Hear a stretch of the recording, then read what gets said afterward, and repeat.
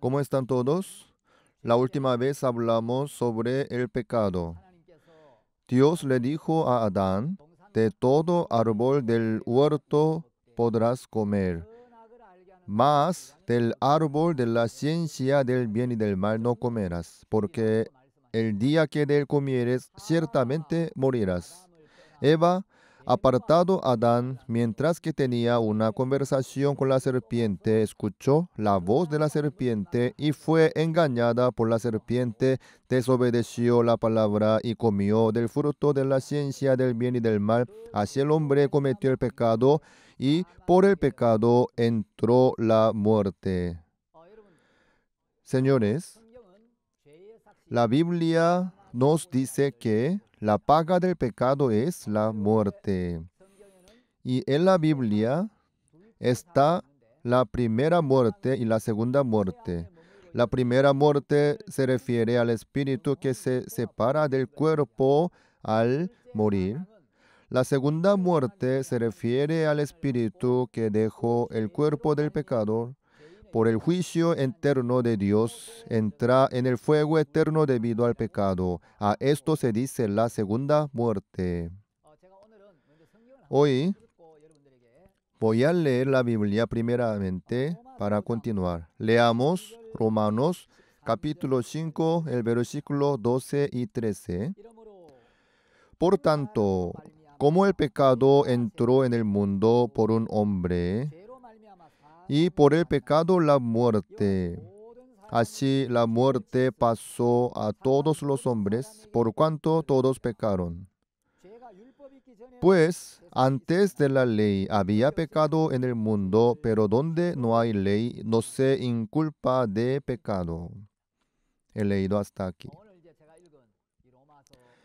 En Romanos 5 y 12 que leí hoy, Dios dice que nuestros antepasados también, como el pecado entró en el mundo por un hombre y por el pecado la muerte. Así la muerte pasó a todos los hombres por cuanto todos pecaron. Nuestro antepasado Adán comió el fruto de la ciencia del bien y del mal, ofrecida por Eva. Así Adán y Eva pecaron y desobedecieron a Dios. Al entrar el pecado, y la comunicación espiritual entre Dios y el hombre se cortó. La Biblia habla de un estado en que el espíritu del ser humano está separado de Dios. Este estado se dice la muerte espiritual. En la Biblia, la muerte no significa desaparición, sino separación. La separación del espíritu del cuerpo es la primera muerte. Se dice que la segunda muerte es ser juzgado eternamente por Dios después de separarse del cuerpo y ser separado de Dios para siempre, ir al lago que arde con fuego y azufre, en otras palabras, ir al infierno. En nuestra misión está un pastor que tiene la misma edad que yo. Una vez, cuando este pastor vivía en Chanán, y me contó la historia de que su hermano fue mordido por una serpiente y casi moría. El padre del pastor era agricultor y en otoño salieron con su padre para cosechar el arroz. Su hermano menor le dijo: Padre, voy a jugar un rato en las montañas. Está bien. Así el padre y su padre estaban cosechando, y luego su hermano menor, que caminaba por las montañas en otoño recogiendo castañas y comiendo nueces, de repente dice: Padre, padre, fui mordido por una serpiente, gritó. Señores, en otoño, la serpiente que comió ranas y ratones salvajes desde la primavera para hibernar adquieren el veneno muy temeroso. Pero el hermano menor de este fue mordido por una serpiente. Cuando el padre escuchó lo sucedió, tiró la hoz de siega del arroz y corrió hacia él. Cuando miró el talón de su hijo menor, vio que acababa de ser mordido por una serpiente y tenía marca de dientes y estaba sangrando.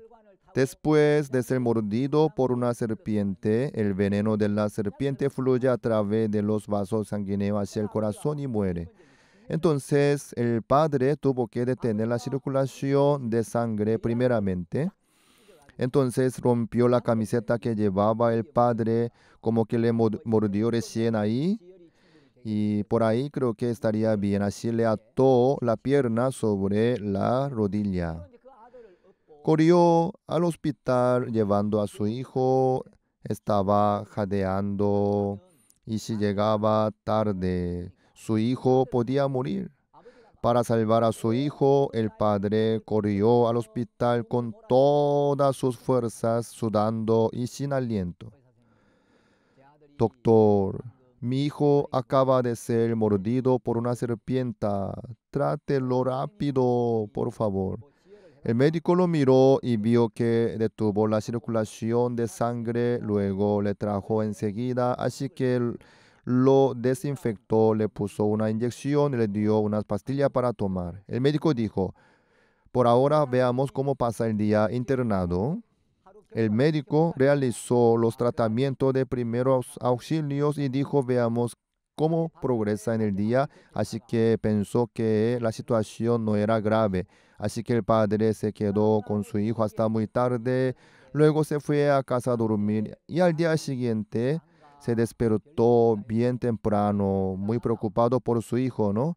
Al despertarse se fue al hospital para ver su hijo.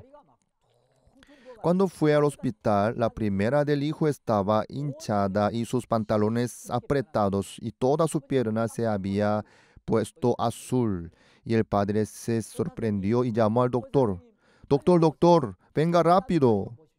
Mire las piernas de mi hijo. Su pierna está hinchada y una de las piernas está completamente azul. ¿Está bien así? Cuando el médico lo vio y se sorprendió y dijo, será difícil en nuestro hospital. Tendrá que llevarlo a otro hospital más grande.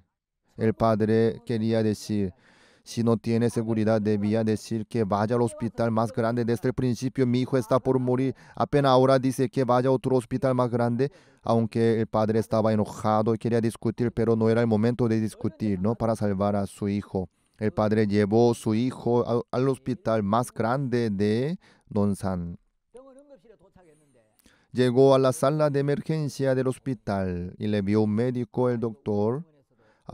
Esto es muy difícil, incluso en nuestro hospital. Me parece que ya es tarde, aunque vaya a otro hospital, igual va a ser difícil. Al padre se le cayó el corazón al piso porque un hijo ya grande estaba a punto de morir. Oh, ¿qué debo hacer con mi hijo? Solo tengo que ver morir a mi hijo. Se rasgaba su corazón del padre. De repente el padre se acordó lo que escuchó de una persona hace unos meses atrás. En la ciudad cercana a Cheonan había un anciano. Decía que ese anciano es virtuoso que lo salva a todos los que son mordidos de la serpiente. Recordó esa historia, así que preguntó por varios medios y llegó a hablar por teléfono con aquel anciano. Anciano, mi hijo fue mordido por una serpiente venenosa y se está muriendo. Y lo llevaré de inmediato. No vaya a ningún lugar y quédese en su casa y salve a mi hijo, por favor. Así que el padre subió a su hijo en el vehículo y fue hacia Cheonan. El anciano miró a su hijo y dijo, llegó muy tarde para tratar de salvar a una persona que ha sido mordido por una serpiente. No es fácil, pero hay una manera. Tal vez, si hace lo que le digo, podría salvarlo. Por favor, solo salve a mi hijo, por favor. Entonces, vaya al estanque o al arroyo y atrape algunas sanguijuelas tan pronto como pueda. Bueno, entonces ese pastor y su padre y fueron al arroyo y agarraron una bolsa de sanguijuelas del charco, ya que había muchas sanguijuelas por todas partes. El anciano miró y dijo, ya es suficiente. Y el anciano puso 4 sanguijuelas en las marcas de mordedura de la serpiente de su hijo. Las sanguijuelas vienen y se adhieren a la carne sin que uno se dé cuenta y chupa la sangre. Ya que había una herida, se pegaron las sanguijuelas allí mismo y las sanguijuelas empezaron a chupar la sangre. Una sanguijuela chupó más sangre y se hinchó, y luego la sanguijuela se caía y moría, porque al chupar la sangre también succionó el veneno de la serpiente mezclado con la sangre. El anciano colocaba de nuevo otra sanguijuela. La sanguijuela que estaba hinchada por chupar más sangre caía y se colocaba una nueva sanguijuela. Y así salvó a su hermano. Dice que su hermano todavía está vivo. Si una serpiente lo muerde y el veneno de la serpiente ingresa al cuerpo humano, el veneno no se detiene, destruye dando dolor en el cuerpo humano. Si no se extrae el veneno al final, muere. Señores, el veneno de las serpientes hace que nuestros cuerpos padezcan dolor y hace que nuestros cuerpos lleguen a morir. Pero el pecado es mucho más terrible que el veneno de una serpiente. Nuestro cuerpo no es eterno, el espíritu vive para siempre. Pero a causa del pecado que entró en el corazón y llega a la muerte, la gente no se preocupa mucho por el espíritu y vive enfocada en el cuerpo. Así que si es mordido por una víbora y siente que va a morir, entonces está preocupado y temeroso por el cuerpo, pensando cómo puedo vivir, qué hago, tratando de cómo sacar el veneno, buscando un camino para vivir. Por el pecado que entró los humanos pecan y por el pecado llega la muerte, la maldición y el fuego eterno del infierno por el pecado, pero debido a que los humanos dejaron a Dios, perdieron la sensibilidad espiritual y no se dan cuenta del grave peligro del pecado. Según Proverbios 14:9, los necios se mofan del pecado, mas entre los rectos hay buena voluntad. Señores, para los ojos de Dios, ¿quiénes son los necios? Aquellos que no consideran el pecado seriamente y aquellos que toman a la ligera. A causa de sus pecados, sus espíritus son destruidos y debido al pecado, sus espíritus van al infierno, donde hay fuego y azufre para siempre. La gente no tome sus pecados ni anhela por el perdón de sus pecados tampoco. Martín Lutero cuenta una historia como esta. Para llegar al cielo, primero debemos bajar al infierno. Para poder ser hijos de Dios, primero debemos ser hijos del diablo. La vida de Martín Lutero, escrita por Roland Bainton, profesor de Historia de la Iglesia en la Universidad de Yale, es un libro con mucha autoridad. En ese libro, Lutero dijo: en primer lugar, uno debe conocer su estado, que por el pecado no puede menos que recibir la maldición y caer en el infierno eterno. Hay que darse cuenta de su propia forma del espíritu y anhelar la salvación y la gracia de recibir el perdón de los pecados.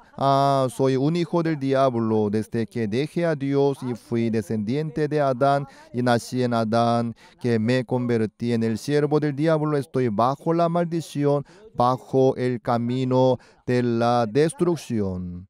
Cuando se dé cuenta de esto, podrá decir, Dios, apiádese de mí, por favor, sálvame.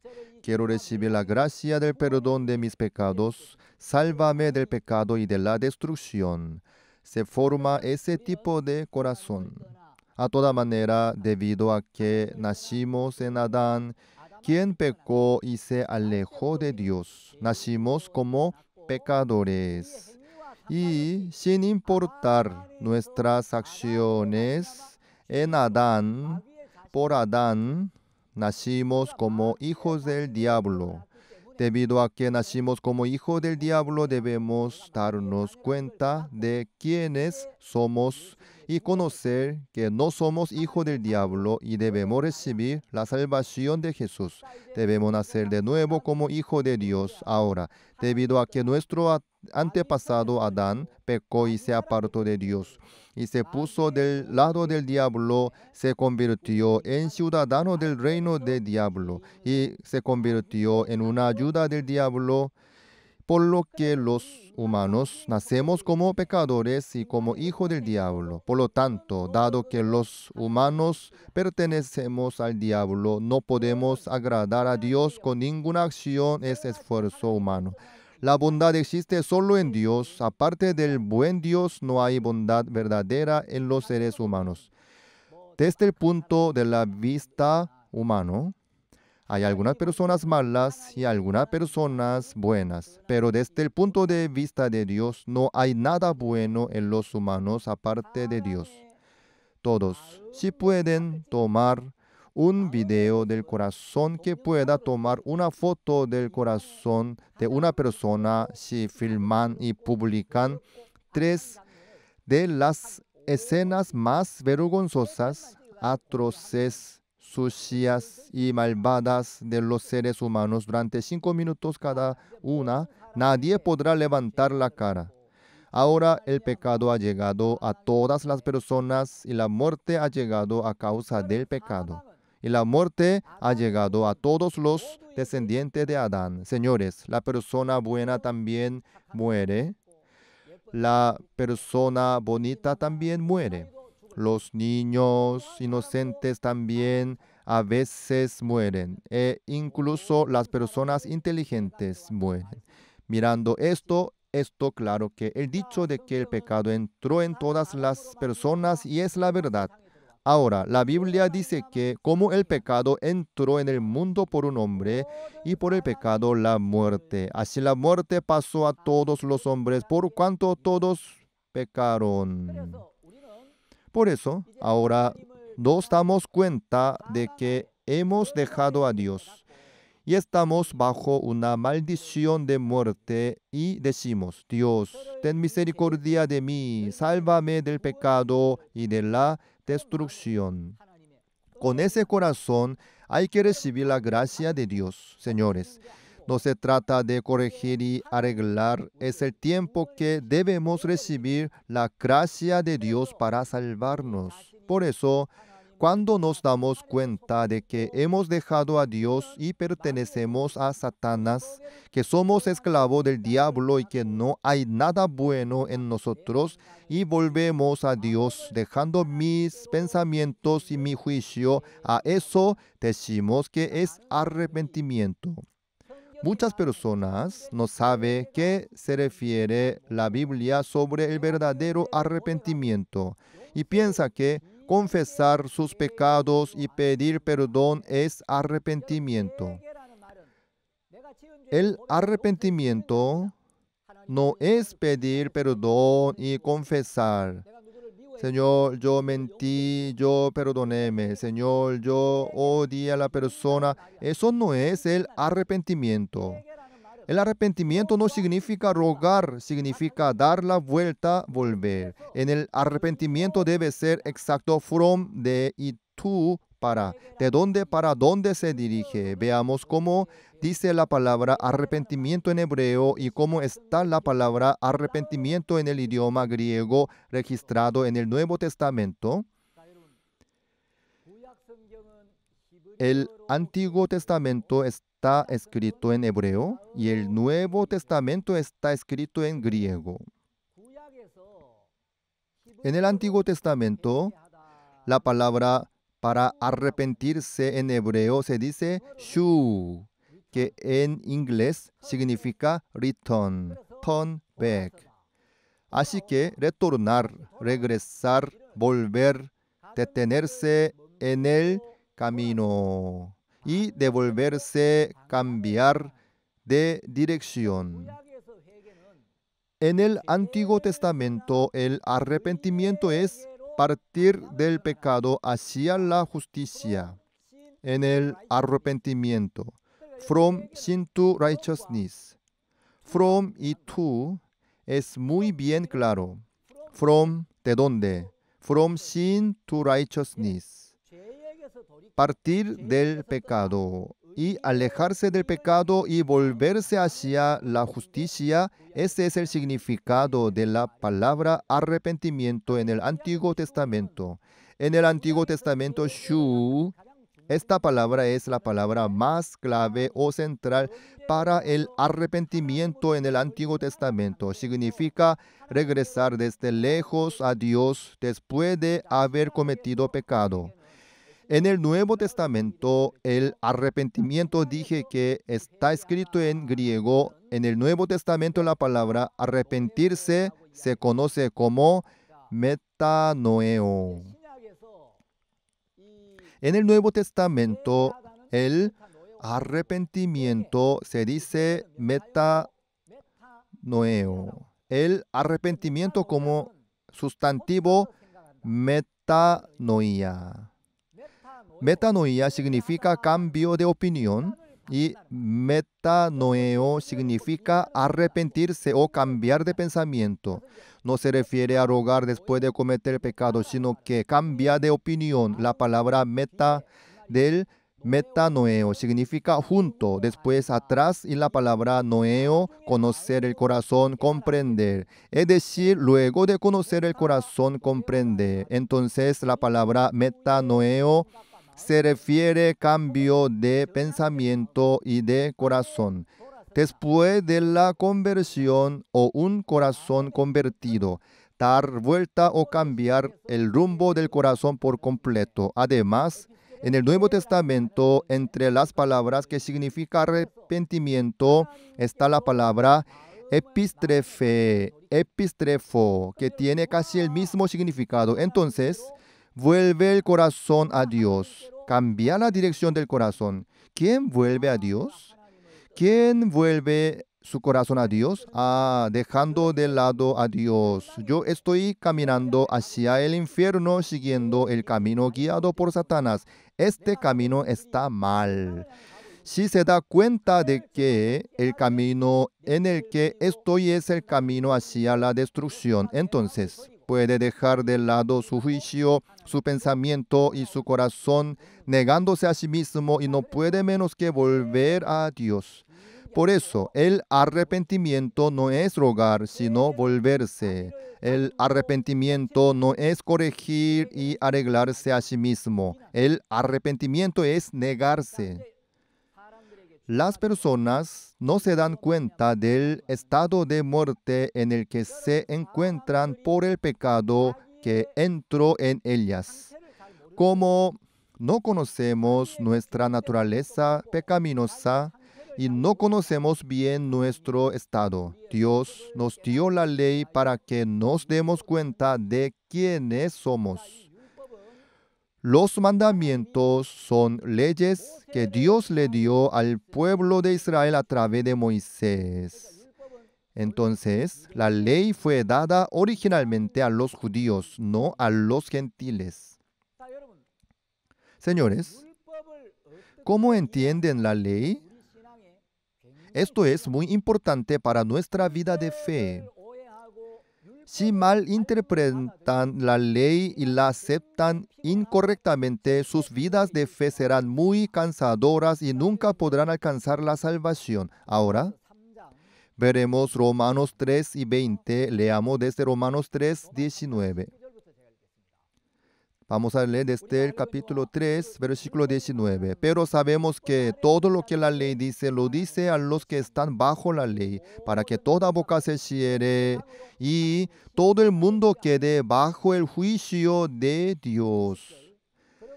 20. Ya que por las obras de la ley ningún ser humano será justificado delante de él, porque por medio de la ley es el conocimiento del pecado. Señores, ¿qué es la ley? Ustedes ya habrán escuchado acerca de los 10 mandamientos congregando a la iglesia. Los mandamientos que salen en la Biblia lo llamamos leyes. Señores, la verdad es que no solo hay 10 mandamientos, sino son 613 leyes en total. Había una persona llamada como el segundo Moisés en la Edad de Media y esa persona es Maimónides. Cuando este Maimónides encontró todas las leyes en la Biblia y las investigó, había 613 leyes en total en la Biblia. Le dio al pueblo 613 leyes diciendo, cumplan. Si lo cumplen perfectamente serán justos y serán salvos obteniendo la vida eterna. Pero si llegan a incumplir, aunque sea una de estas leyes, serán castigados y maldecidos que caerán al infierno. Sin embargo, las personas no pueden cumplirlos, ni mucho menos recordar la cantidad ni las normas que hay dentro de las leyes. Por eso Dios nos dio los 10 mandamientos antes de los 613 leyes. En los 10 mandamientos está la regla de dar diezmos o no. En los 10 mandamientos no está la regla de dar diezmos. Aún así, las personas que congregan a la iglesia diezman, aunque en los 10 mandamientos no menciona sobre el diezmo. Aparte del diezmo, hay muchas leyes acerca de la comida, vestimenta y mucho más. Dios nos ha dado los 10 mandamientos y dijo, primero, intenten cumplir los 10 mandamientos. Si no pueden guardar los 10 mandamientos, no podrán guardar las 613 leyes. Y si guardan los 10 mandamientos correctamente, no sé si podrán guardar las 613, pero si no logran guardar ni 10, definitivamente 613 leyes no podrán cumplir. Pero las personas intentaban hasta donde podían para cumplir los mandamientos, pero al no poder lograrlo, se arrepentían y pedían perdón. Pero eso no era la forma de poder recibir el perdón de pecados. Señores, esforzando al máximo de cumplir los mandamientos y cuando no pueden cumplir, se confiesa y pide el perdón a Dios por haber incumplido. Esa no es la forma de recibir el perdón de pecado. Señores, la característica de los mandamientos es que no tiene misericordia ni piedad. Si vemos el libro de Santiago dice, porque cualquiera que guardare de toda la ley, pero ofendiere en un punto se hace culpable de todos. Quien quiera que sea, no importa que congregue a la iglesia de nacimiento, que sea diácono, anciano, pastor, presidente, general, doctor de teología, iba cumpliendo todas las leyes y llegan a incumplir una sola ley, se hace culpable de todos. Señores, digamos que para poder ingresar a la Universidad Nacional de Seúl se necesita el total de puntajes que son 613 preguntas. Entonces, aunque se haya equivocado en uno y obtiene 612 puntos, da lástima, pero de igual forma no ingresa. Si queremos ir al reino de los cielos cumpliendo los mandamientos, debemos de cumplir los 613 leyes sin fallar ninguno desde el nacimiento hasta la muerte. Pero, ¿podemos los seres humanos llegar a ser justos cumpliendo las 613 leyes perfectamente? Señores, Las personas piensan, ¿no será que podré cumplir los 10 mandamientos? Aunque no pueda cumplir los 613, si me decido y hago un esfuerzo por cumplir la voluntad de Dios, a partir de hoy, no podemos cumplir ni siquiera los mandamientos. Si vemos en la historia de San Mateo 5 y 27 dice, oísteis que fue dicho, no cometerás adulterio, pero yo os digo que cualquiera que mira a una mujer para codiciarla, ya adulteró con ella en su corazón. Jesús, ¿cómo aplica esta ley y de no cometer adulterio? Aunque tengas codicia en el corazón, ya cometiste adulterio en tu corazón. Solo por la codicia del corazón ya se concluye como adulterio sin que haya cometido adulterio con el cuerpo para ser culpable. Según 1 Juan capítulo 3, versículo 15, todo aquel que aborrece a su hermano es homicida. Sabéis que ninguna homicida tiene vida eterna permanente en él. Señores, Dios dice que todo aquel que aborrece a su hermano en el corazón es homicida. Homicidio es el resultado que se manifestó por el odio que entró en el corazón. Señores, el motivo es la lujuria, y cuando esa lujuria se manifiesta a través de nuestros cuerpos, se convierte en adulterio.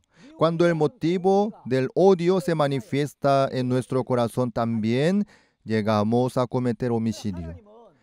Dios no mira solo los resultados, sino mira el corazón, la causa, el centro del corazón. Entonces, señores, si solo guardó codicia en el corazón, ya ha cometido adulterio en el corazón, y si aborrece, ya mató en el corazón. En el libro de Colosenses dice que la codicia es idolatría. Señores, viviendo la vida, ¿puede uno vivir sin mentir, sin tener pensamiento lascivo, sin aborrecer, sin codiciar, sin jactarse? Esto es imposible. Nadie puede ser justo ante Dios cumpliendo los mandamientos. ¿Quién puede vivir toda su vida sin mentir, sin aborrecer, sin tener pensamientos lujuriosos, sin jactarse? Por eso Dios dijo en Romanos 3 y 20, ya que por las obras de la ley ningún ser humano será justificado delante de él. No hay nadie que pueda decir que es justo, limpio, estoy sin pecado o soy perfecto ante Dios por las obras de la ley, por guardar la ley y obedecer la ley. Señores, no solo está escrito en Romanos, sino en Gálatas. En Gálatas 3 y 11 dice, y que por la ley ninguno se justifica para con Dios es evidente. Nos dice una cosa, es cierta. Está claro que nadie será justificado ante Dios por la ley. Señores, no hay nadie que pueda decir que es justo, limpio, que no tiene pecado y que es perfecto ante Dios por cumplir la ley. Entonces, Dios ya sabía que nuestras vidas no pueden cumplir la ley. Entonces, nos surge una pregunta, ¿verdad? Cuando Dios nos dio la ley, sabía que no podíamos cumplir la ley. Entonces, ¿por qué nos dio la ley? Es comprensible que nos haya dado la ley que podamos cumplir y nos castigue cuando no la cumplimos, pero sabiendo desde el principio que no podemos cumplir la ley, ¿por qué nos dio la ley que ni siquiera podemos cumplir y nos mandó a cumplir? La ley no es nada para cumplir. No nos dio para cumplir la ley. y obedecer la ley para llegar a ser personas buenas, personas piadosas, personas justas y ser salvos al cumplir la ley. La ley fue dada con otro propósito, que nos haya dado la ley sabiendo que no podemos cumplir la ley. Quiere decir que la ley nos fue dada con otro propósito. Señores, más que el esfuerzo de cumplir la ley, lo más importante es conocer y comprender adecuadamente el propósito de la ley. Más importante que el pensamiento de cumplir la ley es mucho más importante que encontrar con el corazón de Dios. Entonces, ¿por qué Dios nos dio la ley? Hay varios propósitos para los cuales se nos dio la ley. Veamos nuevamente Romanos 3 y 20. Romanos 3 y 20. Ya que por las obras de la ley ningún ser humano será justificado delante de él, porque por medio de la ley es el conocimiento del pecado. Porque por medio de la ley es el conocimiento del pecado. Este es el propósito de la ley. La ley no fue dada para cumplir, sino para conocer el pecado por medio de la ley. Señores, la ley es como un espejo que nos hace conocer nuestra forma pecaminosa. Yo me lavo la cara todas las mañanas y me miro al espejo. Me lavo el cabello, la cara y miro en el espejo para ver si me afeite bien, si el rostro está limpio. Sin un espejo que me refleje mi forma con precisión, no puedo verme a mí mismo. Necesito un espejo que refleje con precisión mi forma para que pueda ver mi forma. A veces definitivamente me lavé, pero hay algo en el rostro que no se borró lo que debió borrarse. Señores, el espejo no me limpia. El espejo no limpia la suciedad de mi cara, sino me muestra mi forma exactamente. Entonces, me miro al espejo y veo lo que hay en mi cara. Ah, mi cara está sucia. Me miro en el espejo y me veo, y cuando me doy cuenta de que estoy sucia, puedo sentir la necesidad de limpiar. Por consiguiente, el espejo es lo que no me limpia, sino me muestra mi apariencia sucia tal como es. Así levanta el corazón de que quiera lavarme. La ley me hace dar cuenta de lo débil y defectuoso que soy, lo incompetente que soy, lo vil que soy y lo aborrecible que soy, haciéndome conocer lo sucio, tan malvado, tan lascivo, tan engañoso y tan vergonzoso que soy. Ah, soy un ser humano tan miserable. Por eso soy digno de ser maldecido y destruido. Por eso necesito la gracia de Dios. Necesito la salvación de Dios. La ley es la que nos hace dar cuenta de eso. Si nos paramos ante la ley nos pide muchas cosas a nosotros. En Romanos 3 y 19, pero sabemos que todo lo que la ley dice, lo dice a los que están bajo la ley. Lo que la ley dice, lo dice a los que están bajo la ley. Ahora bien, ¿a quién se dirige la ley? A los que están bajo la ley. ¿Qué le dice a los que bajo la ley? La ley dice que no matarás, no cometerás adulterio, no darás falso testimonio, no codiciarás. La ley nos dice algo. Pero lo que la ley dice es para los que están bajo la ley.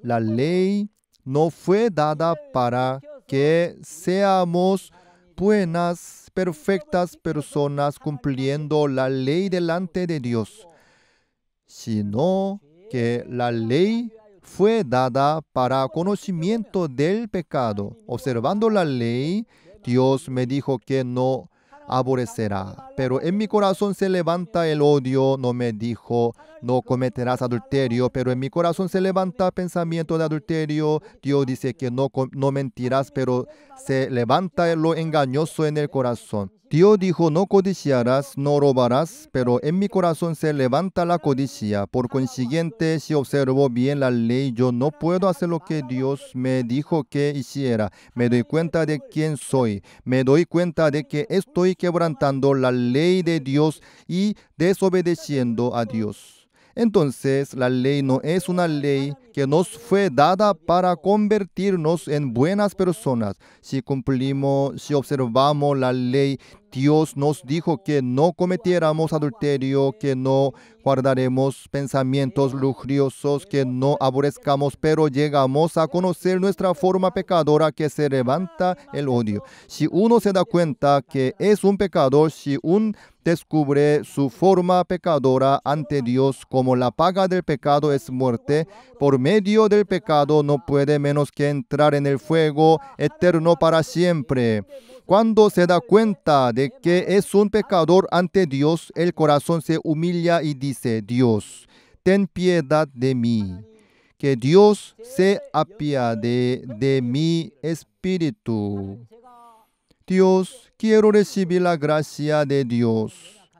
Soy un ser humano débil, insuficiente y vil. Soy hipócrita, abominable, un ser lascivo y vergonzoso. Un ser así, ¿en qué sería bueno? Ahora es imposible para mí cumplir la ley y hacer el bien para ser justo e ir al cielo. Lo que necesito no es el esfuerzo por guardar la ley, ni la voluntad de hacer el bien, sino la gracia de Dios. Aunque soy un ser humano tan vil, soy un ser humano tan malvado, pero si Dios, usted tiene compasión de mí y lava mis pecados con su gracia gratuita y me justifica y salva, entonces quiero recibir esa gracia. La ley es la que forma ese corazón. Señores, la ley no es dada para que seamos justos por cumplir la ley. Si observan bien la ley, se darán cuenta de lo débiles que somos, de lo inútiles que somos, de lo malditos que somos, lo vergonzosos que somos y lo incompetentes que somos. Por eso la ley nos guía nuestro corazón para que descubramos nuestra naturaleza pecaminosa y renunciemos la confianza en nosotros mismos y el deseo de hacer el bien y salgamos frente a la gracia y la misericordia de Jesús. Señores, la ley no es una ley que exige lo mejor de nosotros. Si cumples este mandamiento con todas tus fuerzas y guardas la ley con todas tus fuerzas, entonces serás justo, entonces serás salvo. No nos ha dado por eso. La ley no nos exige lo mejor del hombre, sino la perfección. Señores, el ser humano, aunque haga lo mejor que puede, nunca podrá cumplir la ley. Hasta Moisés, quien recibió la ley directamente de Dios, violó la ley. Ninguno de los descendientes de Adán fue hecho justo por cumplir perfectamente la ley. Señores, ustedes pueden decir, quebrantando la ley, desobedeciendo al Dios, incumpliendo los mandamientos hasta ahora. Pero a partir de la semana que viene, el año que viene, tomaré una decisión y realmente seguiré la palabra de Dios y guardaré la ley. Señores, no es así como pueden recibir la salvación. Al igual que las hojas que ya han salido no desaparecen.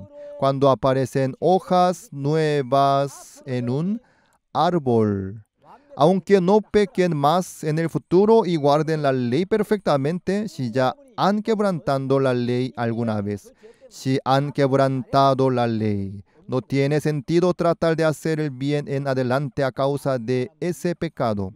Señores, muchas personas tratan de cumplir la ley y se esfuerzan de cumplir la ley, y mientras que tratan de cumplir la ley, muchas personas que piensan que eso es vivir la vida de creencia. Señores, la vida de creencia no es esforzarse para cumplir la ley, sino darse cuenta de su ser, que es pecador a través de la ley, que con su esfuerzo no puede hacer el bien, dejando de lado los esfuerzos y el arduo trabajo, ya que con el querer de hacer el bien y cumplir la ley es imposible. Dios, yo necesito de su gracia. Necesito la misericordia de Dios. Usted tenga piedad de mí. Limpie mis pecados. Si usted me justifica, seré justo. No puedo arreglar a mí mismo. Guíeme para poder renacer como una nueva criatura. La ley es la que forma este corazón.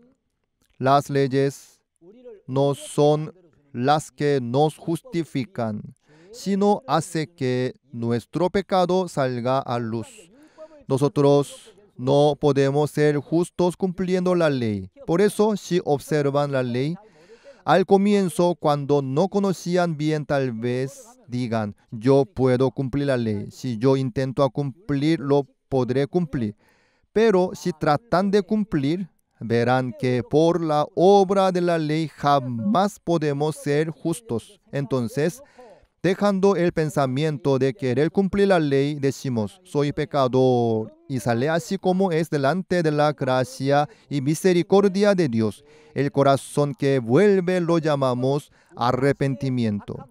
La ley nos hace conocer nuestra propia debilidad y de nuestra forma pecaminosa, para que podamos dejar el pensamiento que quiere hacer el bien y nos guía a arrepentirnos y que nuestro corazón vuelve hacia la gracia y la misericordia de Jesucristo. Sin embargo, la ley nos exige dos cosas. Primero, cumplir la ley perfectamente. Si cumple todas las 613 leyes, será justo y obtendrá la vida eterna. Esta es la primera exigencia. La segunda exigencia es, si falla en un punto, debe recibir maldición, debe ser juzgado y viene la muerte. Si falla en uno, debe recibir el castigo. En Romanos capítulo 8, Romanos capítulo 10, capítulo 8, versículo 4, se dice para que la justicia de la ley se cumpliese en nosotros. La ley nos requiere dos cosas. Cumple todas las normas de la ley perfectamente. Si las cumples todas, tú serás justo. Si las cumples todas, obtendrás la vida eterna. Y segunda exigencia es que si falla en un punto de la ley, debe ser castigado e ir al infierno. Pero nosotros ¿podremos vivir según estas exigencias de la ley? Le dije que cumplir toda la ley es imposible. ¿Es así? Entonces, según la segunda exigencia de la ley, nosotros debemos ser juzgados e irnos al infierno, pero no podemos ir así al infierno. Nosotros no podemos cumplir la ley y no podemos menos que incumplir la ley. Pero si incumplimos la ley según la segunda exigencia, tenemos que ser juzgados e ir al infierno. Pero Dios, teniendo compasión de nosotros, hizo cumplir a Jesucristo la exigencia de la ley que nosotros no podemos cumplir para salvarnos. Dios nos ama, tiene misericordia de nosotros y para poder salvarnos envió a Jesucristo a la tierra hace 2000 años. Envió a Jesucristo a cargo en él el pecado de toda la humanidad. Si vemos en Isaías capítulo 53, el versículo 6, Dios dice así: todos nosotros nos descarriamos como ovejas, cada cual se apartó por su camino, mas Jehová cargó en él el pecado de todos nosotros. Todos nosotros nos descarriamos como ovejas, cada cual se apartó por su camino. Mas Jehová cargó en él el pecado de todos nosotros. Jesucristo fue concebido por el Espíritu Santo y es el Hijo de Dios que no tiene pecado. Pero Jesucristo vino a este mundo hace 2000 años y cargó los pecados de toda la humanidad Por eso debió de pagar la paga del pecado, que es la muerte. Por eso Jesucristo cargó todo el pecado del mundo, y como todo nuestro pecado pasó a Jesucristo, si vemos en San Juan 1:29, al día siguiente de Jesucristo que cargó el pecado del mundo, Juan, señalándole a Jesucristo, dijo: He aquí el Cordero de Dios que quita el pecado del mundo. Quiere decir que todo el pecado del mundo lo tiene cargado Jesucristo. Todo nuestro pecado pasó a Jesucristo y el pecado de toda la humanidad pasó a Jesucristo. Por eso, cuando Jesucristo muere crucificado en la cruz, termina todo el juicio del pecado y se paga toda la paga del pecado. Toda la humanidad llega a justificarse y recibe la salvación para siempre.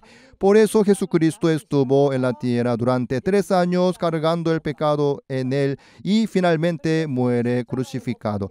Cuando Jesucristo murió crucificado, no debía de morir simplemente, debía derramar sangre ciertamente.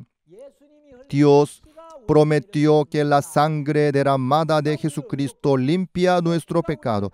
Esa sangre nos justifica y nos lava. Por eso Jesucristo debió de morir crucificado en la cruz, encargándose de todo el pecado del mundo. Vamos a ver un versículo sobre la promesa acerca de la sangre. Hay en varias partes. Si vemos en San Mateo 26:28, ahí dice,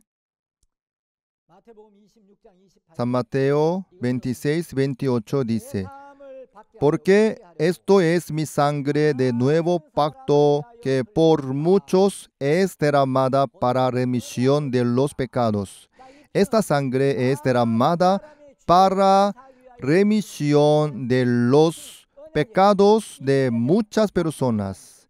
Esta sangre es la sangre del nuevo pacto y hay una promesa acerca de esa sangre. Acerca de esa sangre, Dios levantó la promesa de que la sangre derramada de Jesucristo limpia todo nuestro pecado. En Levítico 17:11 dice también, Hebreos 9:22 también: sin derramamiento de sangre no se hace remisión. Dios prometió que la sangre lava los pecados. Jesús cargó todos los pecados del mundo en un solo cuerpo y murió en la cruz para lavar los pecados. Cuando murió en la cruz, derramó su preciosa sangre. Debido a que Jesús derramó su sangre en la cruz, esa sangre lavó los pecados de toda la humanidad y el pecado de todos ustedes que están escuchando la palabra. Jesús lavó para siempre ante Dios. Dios, viendo la sangre derramada de Jesús, nos dice: son justos, limpios, no tienen pecado, son perfectos y son santos. Así nos promete Dios. Si vemos en Hebreos 9:12 dice: y no por sangre de machos cabríos ni de becerros, sino por su propia sangre entró una vez para siempre en el lugar santísimo, habiendo obtenido eterna redención.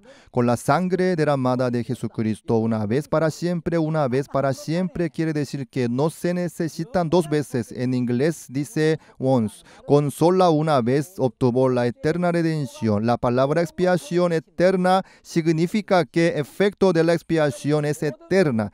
Quiere decir que la sangre derramada por Cristo limpió el pecado de ustedes para siempre. Como la sangre de Jesús limpió perfectamente, suficientemente, sin dejar ni un poco de pecado.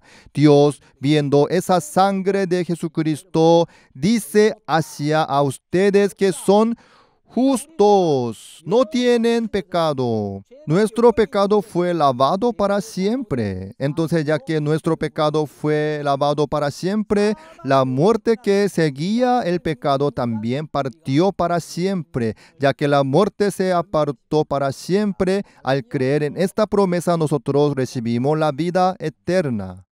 Veamos la palabra de Gálatas, capítulo 3, versículo 13 dice: Cristo nos redimió de la maldición de la ley, hecho por nosotros maldición.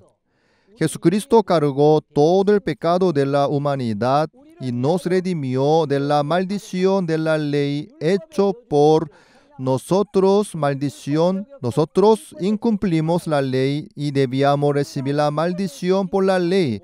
Pero esa maldición de la ley recibió Jesucristo en lugar de nosotros. Jesús cargó todos nuestros pecados en lugar de nosotros y Jesús recibió el castigo en lugar de nosotros en la cruz y terminó para siempre el juicio por nuestros pecados y Él nos ha redimido de la maldición de la ley. La redención en inglés lo dice redeem. Si buscamos en el diccionario la explica, dice que la redención es el acto de pago para rescatar a un esclavo o prisionero. Nosotros fuimos vendidos ante el pecado. Jesucristo pagó la paga de nuestro pecado y recibió todo el castigo por nuestro pecado y limpió todo nuestro pecado y nos redimió de la maldición de la ley. Nos dio vida, nos justificó y nos salvó. Por eso, no somos justos por cumplir la ley, sino aunque nosotros incumplimos la ley, ni siquiera podemos cumplir. Pero Jesucristo recibió la maldición de la ley en lugar de nosotros y recibió todo el juicio y el castigo por el pecado. Por eso nosotros somos justificados eternamente por su gracia y mérito. Y de esta manera recibimos la salvación ante Dios. Esto es el Evangelio que dice en la Biblia. Señores, la ley saca a luz nuestros pecados y la gracia de Dios hace el trabajo de eliminar nuestros pecados. No hay ninguno entre nosotros que pueda ser justificado a través del cumplimiento de la ley, pero tampoco no hay ninguno entre nosotros que no pueda ser justo por la gracia. El trabajo de la ley es matar a los pecadores, pero la gracia de Dios trabaja para justificar y salvar a los pecadores. Señores, la ley condena hasta la persona más buena, pero la gracia de Dios permite la gracia y misericordia hasta al peor pecador y lo justifica. Hoy compartiremos hasta aquí. Oremos. Dios Padre, le damos gracias. Usted envió a Jesucristo a esta tierra para salvarnos, siendo que nosotros no podíamos menos que morir por el pecado. Jesucristo limpió todos nuestros pecados a través de la sangre y obtuvimos la vida eterna. Damos gracias al Señor que nos perdonó todos nuestros pecados y nos hizo justo, sin defecto para poder entrar al reino de Dios. Espero que bendiga a todos los que escucharon la palabra. Oramos en el nombre de Jesucristo. Amén. Muchas gracias.